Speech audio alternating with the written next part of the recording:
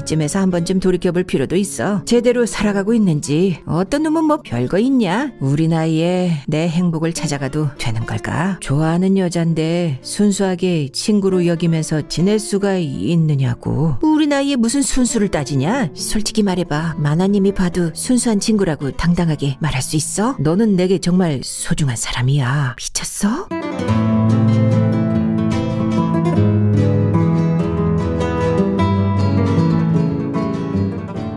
물수제비 사랑 박종휘.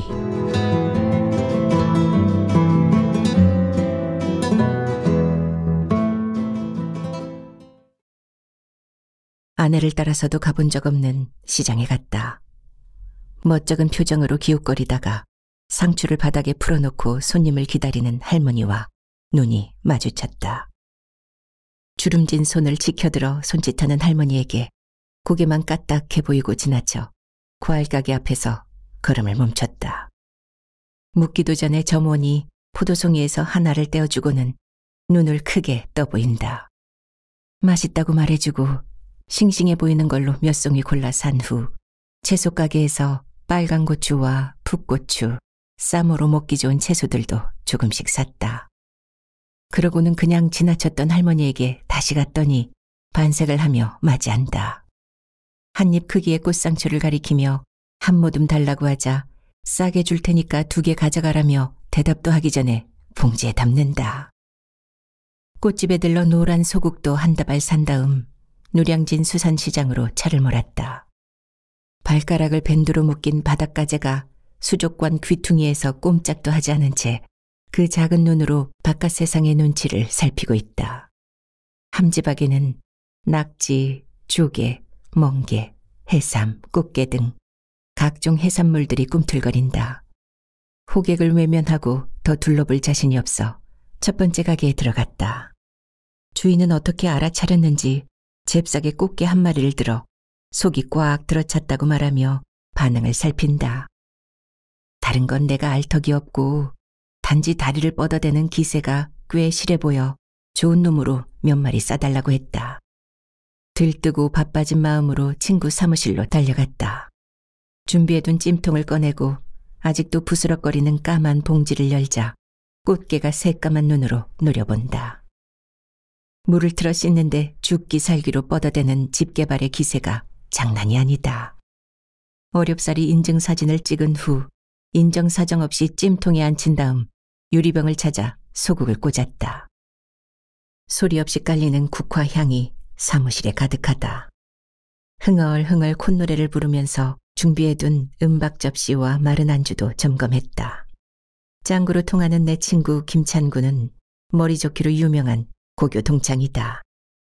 서울 공대를 가고도 남을 것 같은 수재가 일본에 가서 산업 디자인을 공부한다고 해 친구들을 놀라게 하더니 졸업 후 별의별 것을 다 고안해냈다. 특허와 실용신안 등록만 해도 100여 건이 넘고 듣다 보면 대박나지 않을 아이디어가 없다. 다들 그의 성공은 따놓은 당상으로 여겼었다. 그런데도 운이 없는 건지 제품이 미흡한 건지 한 번을 제대로 성공시키지 못했다. 시제품 만들 돈이 없어 쩔쩔매는 것을 보다 못해 투자라며 덜어 보태주기도 했다.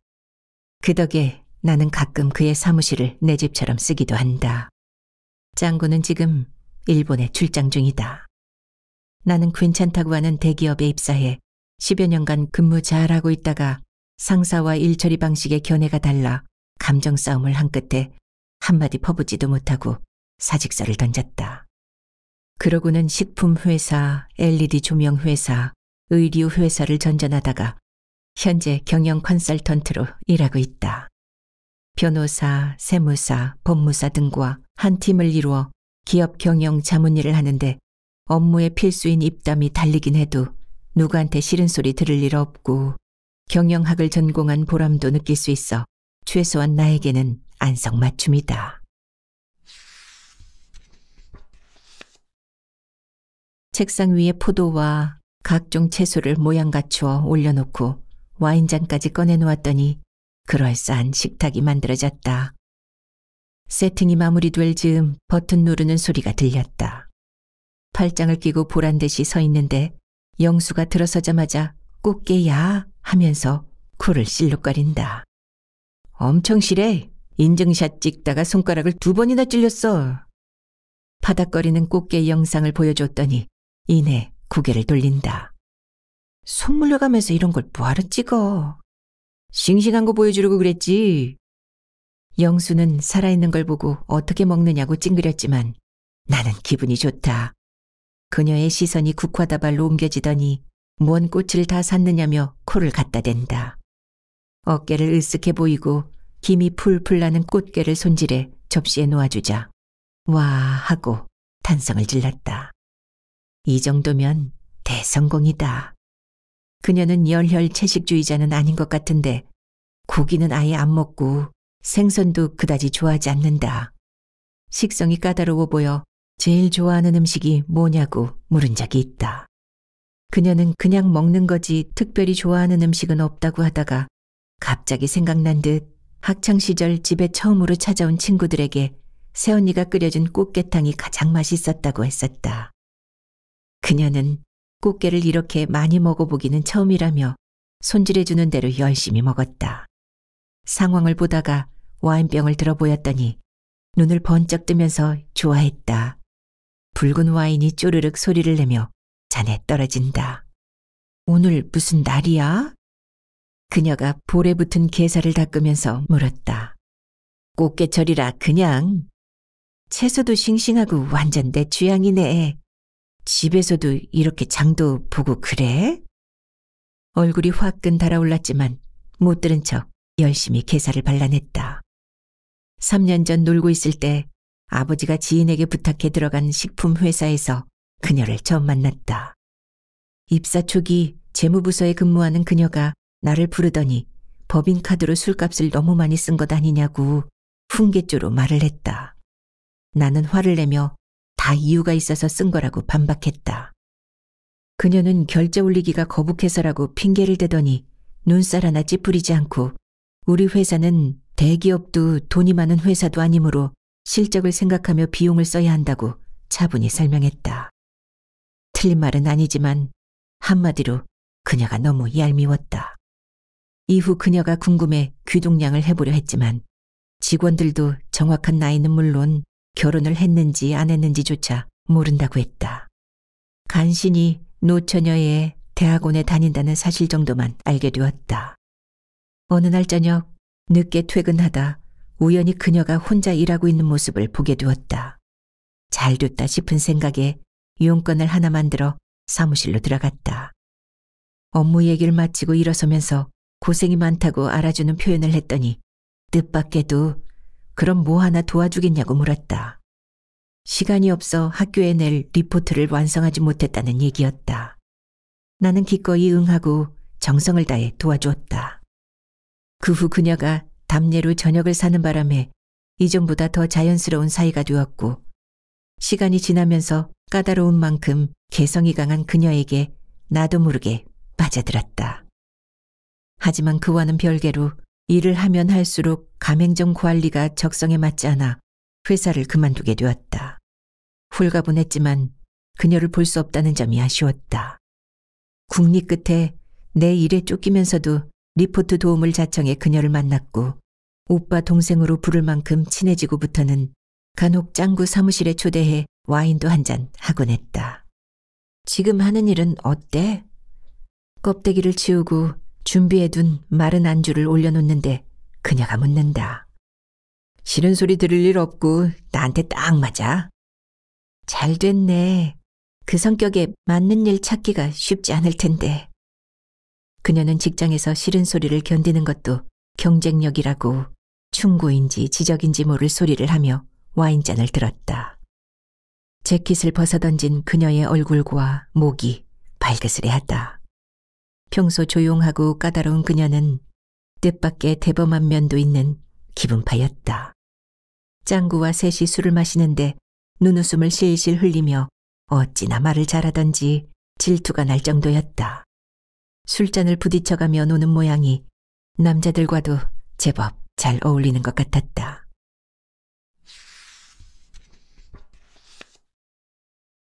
대학 시절 소개팅도 해보고 미팅도 몇 번 해보았으나 누군가를 좋아해 본 적이 없다.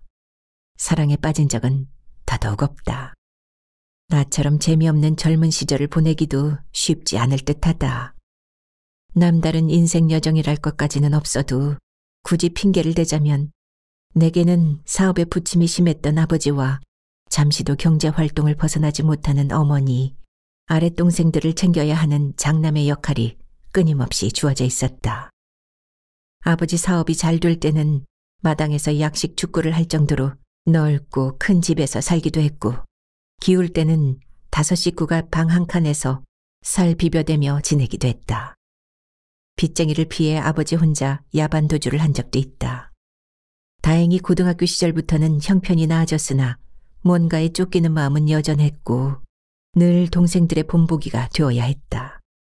아버지의 사업이 안정되고 나름 괜찮다는 대학을 나와 취직도 순조롭게 된 편이지만 심정은 바뀌지 않았다. 오래도록 장남의 무게에 눌려있던 마음이 어느덧 성품으로 굳어버렸는지도 모른다. 오빠, 근데 아무리 생각해도 이름이 미니가 뭐냐?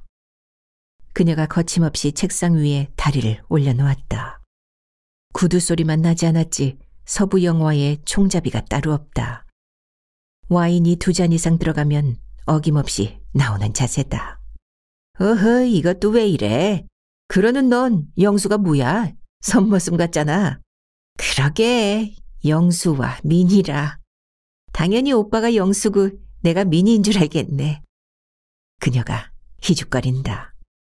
언젠가 초등학교 졸업사진을 보여줬더니 가난하기는커녕 부잣집 귀공자 모습이라며 지금처럼 웃었고 나는 조금이나마 인정받는 기분이 들어 나쁘지 않았었다. 그럼 뭐 하겠는가. 딱 부러지게 내세울 거 하나 없이 그저 그런 아저씨가 되어 있는 나 자신을 누구보다 잘 알고 있는데 말이다. 하지만 그녀는 그런 문제로 내 자존심을 건드리지는 않았다. 빈이든 영수든 너는 그 자세가 뭐냐? 씁쓸한 기분에 안 하던 시비를 한번 걸어보았다.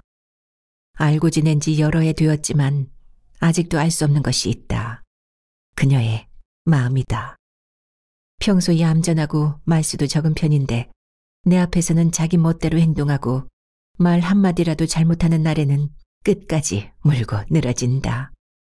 화도 나고 내가 왜 저런 여자를 만나나 하는 생각으로 밉살 맞은 투정을 부려보기도 했지만 심각하게 받아들이지도 않는다. 같은 회사에 다닐 때다. 회식 후 노래방에 갔는데 우연히 그녀 옆자리에 앉게 되었다. 다들 노래하고 춤추느라 정신이 없었고 나도 같이 어울리면서 놀다가 중간중간 그녀와 이야기를 나누었다. 시끄러워 안 들릴 때는 귀에 대고 큰 소리로 말하기도 했다. 그러다가 어느 순간 나도 모르게 머리카락이 덮인 그녀의 볼에 살짝 입술을 갖다 댔다. 그녀의 목이 잠깐 굳어진 듯 했으나 이내 아무렇지도 않은 듯 말을 이어갔다. 그날 밤 나는 그녀도 마음이 없지는 않구나 하는 생각에 잠옷 설렜다. 하지만 그게 전부다. 어느 날인가 술 취한 척하고 입술을 들이대려다가 완강히 거부당하고 말았다. 웃고 넘겼지만 내심 무안하기도 하고 서운한 생각도 들었었다. 그녀는 나를 그저 만만한 동네 오빠 정도로밖에 여기지 않는지도 모른다. 가자, 오늘 꽃게 참 맛있었어. 포도도 쉬지 않아 좋았고. 오늘 할 일을 다 했다는 듯 그녀가 일어섰다. 맨날 이렇게 해줄 수도 있어. 실없는 소리를 한마디 해보았으나 역시 별 대꾸가 없다. 사무실을 나와 전철역까지 걷다가 잠깐 그녀의 모습을 살폈다. 아까와는 달리 표정이나 걸음걸이가 얌전하기 짝이 없다. 건너편 방향으로 멀어져가는 그녀의 뒷모습을 바라보며 서 있다 보니 왠지 공허하고 서글퍼졌다. 전동차가 들어온다는 안내방송과 때맞춰 전화벨이 울렸다. 왜 아직 안 와요? 작은 아이가 기다리고 있다는 아내의 전화다. 대학 4학년 때 선후배들과 크리스마스 이브를 핑계로 파티를 했었다. 젊음을 즐기자고 진탕 마시고 놀았는데 그날 여자 후배와 사고를 쳤다. 그리하여 연애 한번 해본 적 없는 내가 어쩌다가 아들놈을 혼수로 해오는 여자와 결혼을 하게 된 것이다. 그렇게 말하기로 하면 아내도 마찬가지일 것이다. 배를 누르자 한창 사춘기인 딸아이가 달려나왔다. 네가 웬일이야? 아빠를 다 기다리고. 오빠는? 오빠는 학원에서 아직 안 왔지. 아빠, 내일 친구들과 놀러 갈 건데 학원 한번 빠져도 되지? 엄마가 아빠한테 허락받으래. 그러면 그렇지. 아빠를 소 닭 보듯 하는 딸이었었다. 엄마는 허락했고?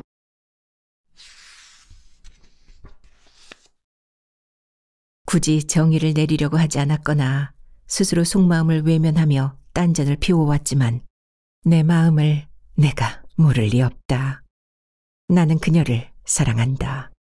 미안하지만 사랑하는 사람이 생겼다고 아내에게 말을 해야겠다.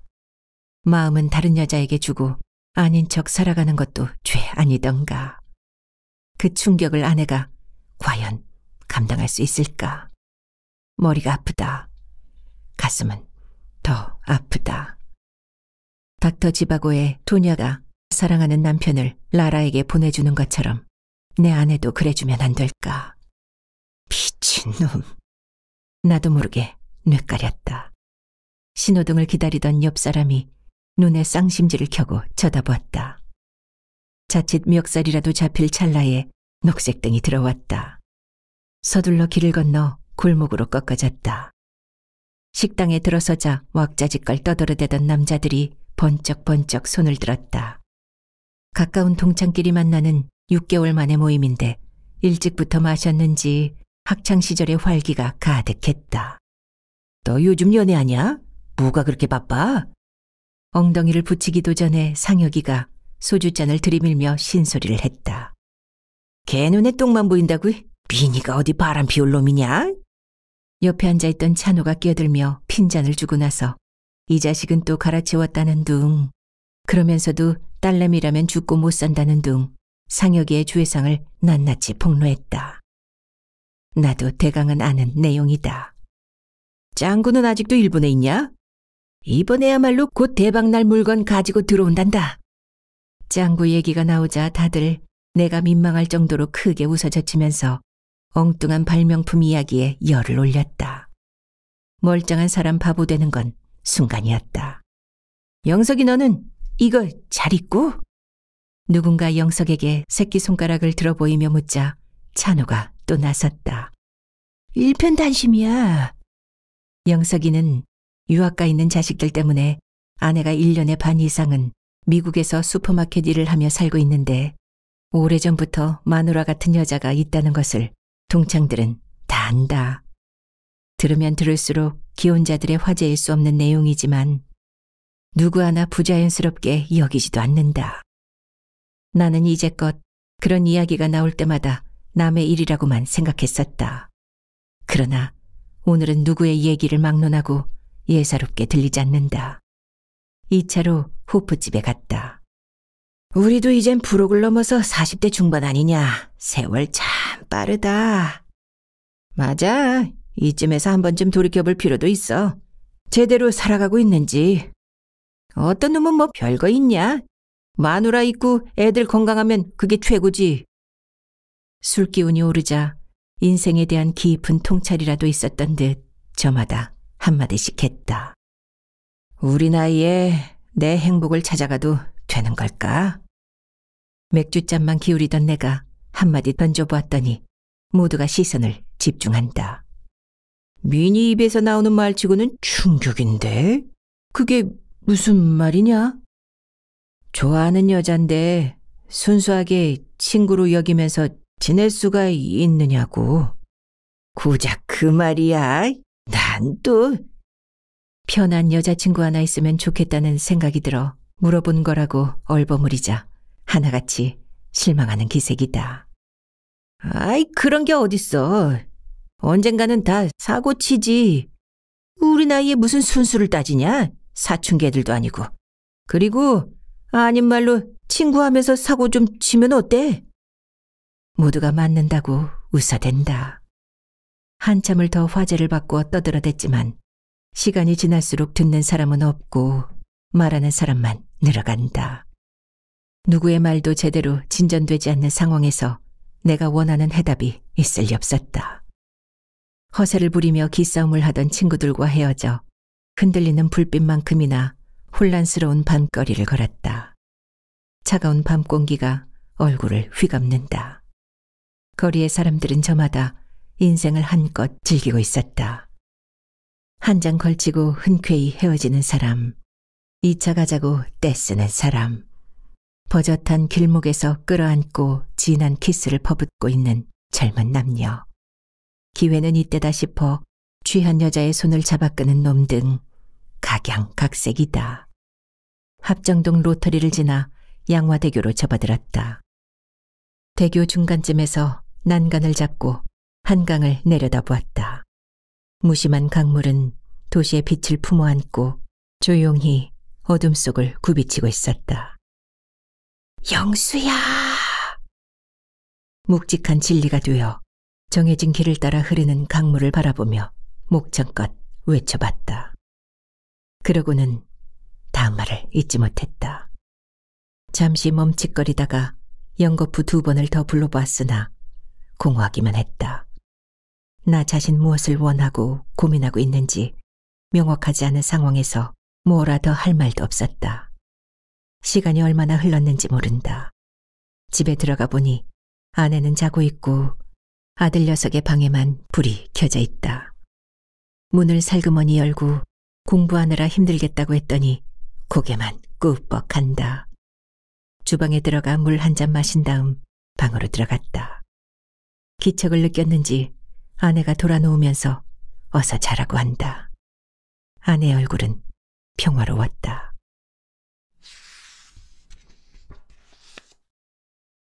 고민하는 나와 달리 그녀는 여전했다. 나를 보면 반갑게 손을 흔들고 만나는 순간부터 중얼거리기 시작한다. 단풍나무 아래라는 카페 이름이 정겹게 느껴져 계단을 올라갔다. 그녀가 안을 한번 들여다보더니 분위기도 좋다며 들어가자고 했다. 잔잔하게 흐르는 음악도 좋은데다 말린 꽃으로 실내를 장식해 가을 분위기가 한껏 풍기고 의자마다 손으로 만든 쿠션이 있어 온화한 느낌을 주었다. 마음에 드는 자리를 찾았는데 주인인 듯한 여자가 다가왔다. 저기, 언니가 이쪽에 앉으시죠? 무슨 말인지 선뜻 이해가 가지 않아 여자를 올려다보았다. 아저씨가 입구에서 너무 정면이잖아요. 젊은 사람들이 많이 오는 데라서. 지금 뭐라는 겁니까? 이 아저씨가 누구 잡아먹어요? 주인 여자의 말이 끝나기도 전에 그녀가 낚아챘다. 우리도 장사를 해야 할 거 아니에요. 아니, 됐습니다. 그제야 무슨 말인지 알아차릴 수 있었다. 그녀는 눈에서 불똥이 튀어나올 것처럼 화를 내며 당장 사과하라고 언성을 높였다. 나는 당황스럽기도 하고 창피하기도 해서 먼저 일어나 그녀의 팔을 잡아 끌었다. 이분이 뭘 어쨌다는 겁니까? 나이는 그쪽이 한결 더 들어 보이시면서. 그녀는 자리에 꼿꼿이 앉아 얼버무리는 주인 여자를 노려보며 쏘아붙였다.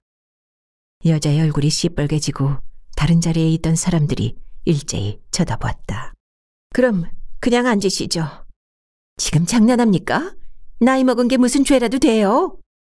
위기 일발이 따로 없었다. 손님을 의식한 주인 여자가 표정을 바꾸지 않으면서 마지못해 미안하다는 말을 했다. 어쨌거나 그녀는 끝내 사과를 받아낸 것이다. 그냥 앉아서 먹자는 걸 겨우 달래 밖으로 나왔다. 정말이지 예상 밖의 일이었다. 그녀는 여전히 씩씩거리며 분을 사귀느라 애를 썼다. 언제나 나 혼자 좋아하는 것 같아 서운한 생각이 들었던 나는 그게 아니었다는 사실을 확인이라도 한 듯 흐뭇했다. 생각해보면 그녀는 남자도 보여주기 힘든 의리를 보인 적도 있었다. 함께 근무하던 회사를 그만두고 조명 회사를 거쳐 다시 들어간 의류 회사에서도 적응하지 못하고 갈등하던 어느 날이었다. 술을 엄청 퍼마신 와중에 내가 전화를 했던 모양이다. 12시가 넘은 시간에 택시를 타고 달려온 그녀는 힘들어하는 나를 위로해주고 결단을 내릴 수 있도록 용기를 북돋아 주었다. 몸을 제대로 가누지 못하는 나를 부축해 집 앞에 데려다 주기까지 했다. 다음 날 나는 망설임 없이 사직서를 제출했고 덕분에 지금의 직장을 찾을 수 있었다. 장소를 옮겨 즐거운 마음으로 와인을 곁들인 식사를 했다. 잔을 부딪히자 잔잔하던 붉은 와인이 경쾌하게 춤을 추었다. 영수야, 고맙다. 내 편 들어줘서. 편든 게 아니야. 내 말을 한 거지. 편 들었다고 하면 어디 덧나냐?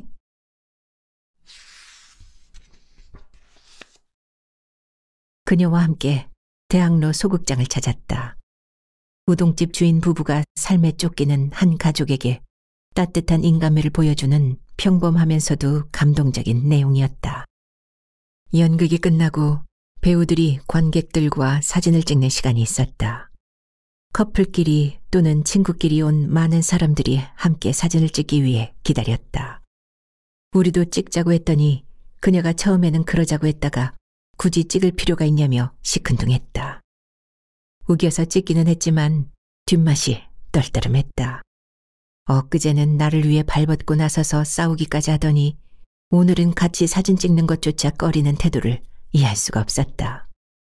식당으로 자리를 옮겨 왜 그랬느냐고 불만스럽게 말을 꺼냈다. 사이트에 올린다잖아. 말투에는 나보다 더한 불평이 깔려 있었다. 그게 뭐가 어때서? 나랑 사진 찍는 게 창피해? 누가 그렇대? 그럼 오빠는 다른 사람이 사진 봐도 돼? 나는 아무 상관없어. 둘이 연극 보러 온 거 다른 사람이 알아도 상관없다고? 글쎄, 그게 왜 문제되냐고. 솔직히 말해봐. 마나님이 봐도 순수한 친구라고 당당하게 말할 수 있어? 아무 말도 할 수 없었다. 그거 봐, 말 못하잖아. 순간 화가 치밀었다. 그동안 내 가족에 관해서는 말 한마디 꺼낸 적도 없으면서 갑자기 왜 아내를 걸고 넘어지는지 모르겠다. 마음 한편으로는 이제 겨우 뭔가의 출발선에 들어선 것 같은 기분도 들었다. 그럼 내 생각해서 그랬다는 거야? 내 말에 이미 대답을 원하는 기운이 빠져있기도 했지만 그녀는 입을 열지 않았다. 이제껏 볼 수 없었던 굳은 표정을 하고 눈을 마주치려고 하지도 않는다. 먹는 둥 마는 둥 힘든 시간을 보내고 일어섰다. 차에 타서도 아무 말도 하지 않았다. 무슨 말이든 해서 풀어야 하는데 구실도 없고 입도 떨어지지 않았다. 그녀도 묵묵히 창밖만 쳐다보았다. 나는 점점 더 화가 났다. 입을 열 생각도 하지 않는 그녀가 밉기까지 했다. 어쩌면 서로가 먼저 사과를 받고 싶었는지도 모른다. 괜찮다고 했잖아. 너는 내게 정말 소중한 사람이야. 너그러울 수 있는 구실을 찾아 고백이라도 하듯이 말했으나 여전히 말이 없다. 나는 한 발 더 나아갔다. 그리고 내 가족처럼 사랑해. 미쳤어? 분명히 말하는데 우리는 친구야. 설사 아니라고 해도 적어도 노력은 해야 해. 정상인 사람이라면 말이야. 그렇지 않다면 오빠는 지금 두 사람을 농락하고 있는 거야. 아니, 셋이네. 오빠 자신까지. 그녀는 한바탕 열변을 토하고 차를 세워달라고 했다. 그러고는 뒤도 돌아보지 않고 가버렸다. 나는 뭐라 대꾸하지도 붙잡지도 못했다. 오로지 참담하기만 했다. 다음 날도 그 다음 날도 그녀는 연락하지 않았다. 구구절절 맞는 말만 한 그녀에게 뭐라 할 말도 없었다. 아무리 그렇다 한들 그렇게 한 방에 사람을 만신창이로 만들 수 있다는 말인가. 보란듯이 일에만 열중했다. 그동안 그녀에게 마음을 빼앗겨 소홀한 면이 없지 않았는데 일에 몰두하다 보니 성과도 오르는 듯했다. 그러나 오래가지 않았다. 하루가 점점 길어졌다. 세상살이가 지옥살이 같았다.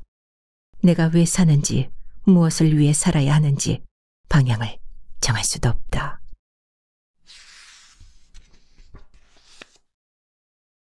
가을 여행을 결심하고 휴가 신청을 했다.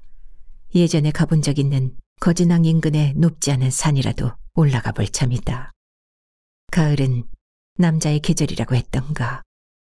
가족에게서도 그녀에게서도 벗어나고 싶었다. 서울을 빠져나가자 모든 것에서 해방되는 기분이 들었다. 고속도로를 달리면서 애써 풍경에 심취했다. 남산은 아직 푸름을 자랑하고 있는데 차창 밖 풍경은 먼 산등성이부터 힘을 잃은 갈색으로 변해가고 있었다. 어깨와 허리를 최대한 펴고 성큼 다가와 있는 가을을 맞이했다. 한참을 달리다 저수지가 보이는 한적한 곳에 차를 세우고 잠시 여유를 즐겼다. 한 소년이 물가에 서서 제법 익숙하게 물수제비를 뜨고 있는 모습이 보였다. 손을 떠나 수면 위를 통통 튀며 달리던 돌은 얼마 가지 못해 맥없이 물속으로 사라진다. 거진항에 도착해 나무 계단으로 만들어진 산책로를 따라 산을 오르기 시작했다. 한참을 가자 제법 큰 소나무들이 얼기설기 햇볕을 막아주는 오솔길로 이어졌다. 인적이 없으면서도 다정한 느낌이 드는 게 혼자 하는 여행의 제격이었다. 어느 순간 계곡물 소리가 들려 발을 멈추고 둘러봤는데 알고 보니 바람에 우는 나뭇잎 소리였다. 흔들리는 단풍잎 사이로 보이는 동해바다는 수평선과 하늘이 구분되지 않을 정도로 넓고 파랗게 펼쳐져 있었다. 장엄한 풍경을 공허한 가슴속에 꾹꾹 눌러 담고 싶은 충동에 눈을 감고 깊은 숨을 들이쉬었다. 바다 냄새와 함께 바람에 실려오는 진한 솔향이 코끝에 몰려든다. 복잡했던 머리가 맑아지면서 왠지 위로받는 느낌이 들었다. 멀리 금강산이 보인다는 응봉에서 잠시 휴식을 취하고 김일성 별장으로 불리는 고성 같은 관광지를 거쳐 화진포로 내려갔다. 늦은 점심을 해결하고 편안한 마음으로 들길을 걸었다. 먼 길을 달려온 가을바람에 노란 벼이삭이 흔들거리고 군데군데 볕단을 쌓아놓은 바둑판 같은 논도 보였다. 탁 트인 들녘을 바라보며 한참을 더 걸었다. 갈대숲에서 사각거리며 나는 소리의 화음이 너무나 아름다워 흡사 자연음악회장에 온 것 같은 착각에 빠져들었다. 아니, 억새인가. 자세히 보니 하얗고 가지런한 억새가 바람에 흔들리고 있었다. 갑자기 마음속 한편에 웅크리고 있던 뭔가가 북받쳐 올라왔다. 그녀였다. 그녀의 겉모습은 부드러운 억새인데 속은 거칠기 짝이 없는 갈대가 틀림없다. 재빨리 모든 책임을 그녀에게 떠넘기고 평온함을 유지했으나 마음이 시계추처럼 돌아간다. 고개를 세차게 흔들어 불청객을 털어내고 발길을 서둘렀다. 멀리 언덕배기 밭 한편에서 일하고 있는 두 사람이 눈에 들어왔다. 애써 밀레의 명화를 감상하는 기분을 불러들이며 가까이 다가갔다. 다정해 보이는 노부부가 고구마를 캐고 있었다. 밭두렁마다 굵고 실한 고구마들이 나뒹군다. 이제 그만 캐고 싸게 담기나 하더라고. 언제 다 가져갈 기래. 캐던 거나 마저 캐고 담더래요. 할머니가 뚝에 앉아있는 나를 발견하고는 일하던 손을 멈추지 않은 채 쳐다보았다. 고구마 캐는 게 재밌어 보여서요. 두 분은 같이 사신 지 얼마나 되셨어요? 너무 늙어배서 그러슈. 한 70년 이상은 붙어 살았을 거구만. 주름살에 가려 표정이 드러나지 않은 할아버지가 할머니를 슬쩍 보며 대답했다. 무척 사랑하시나 봐요. 사랑은 무신 발자고 인연이다 여기면서 사는 거지. 할머니가 입을 꾹 다물고 하회탈 웃음을 짓는다. 할아버지의 속을 다 알고 있다는 투다. 문득 아버지가 사업에 실패한 후 빚에 몰려 야반도주했던 시절이 떠올랐다. 생활이 극도로 어려워지자 천석군의 딸이었던 어머니가 시장에서 배춧잎을 주워와 죽을 끓여 먹인 적이 있었다. 빛바래고 시든 푸성규를 소쿠리에 담아들고 숨듯 부엌으로 들어가는 어머니를 본 나는 아버지를 증오했었다. 달고 맛있으니까 사가라는 할머니 등살에 못 이겨 2만 원어치의 고구마를 둘러매고 고행하는 수도승처럼 길을 걸었다. 민박집을 찾아 하룻밤을 보내고 새벽 일찍 일어났다. 마을을 벗어나자 계곡마다 희뿌연 안개가 내려앉아 수묵화처럼 부드럽게 산을 감싸고 있었다. 차창에 부딪히는 바람이 부드럽게 얼굴을 스쳐간다. 간간히 떠오르는 그녀를 바람에 띄워 보내고 홀가분한 마음을 강요하면서 한참을 달렸다. 창문을 닫고 라디오를 틀자 귀에 익은 음악이 흘러나왔다. 숱하게 듣고 따라 부르기까지 했던 노래가 분명한데 곡명도 가사도 생각나지 않고 그녀의 얼굴이 머릿속을 가득 채웠다.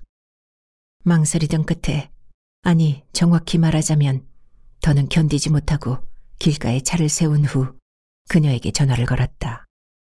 두근거리는 가슴으로 한참을 기다렸으나 받지 않는다. 그대로 포기하고 방금 전화를 걸었던 사람이 아닌 것처럼 여유를 부리며 바닷가를 거닐었다. 갈매기는 속절없이 끼룩거렸고 동해바다의 거친 파도가 내 마음처럼 몸부림쳤다. 퍼뜩 정신을 차린 척 기지개를 활짝 편 후 다시 운전대를 잡았으나 그녀에게 붙잡힌 생각은 좀처럼 머릿속을 떠나지 않았다.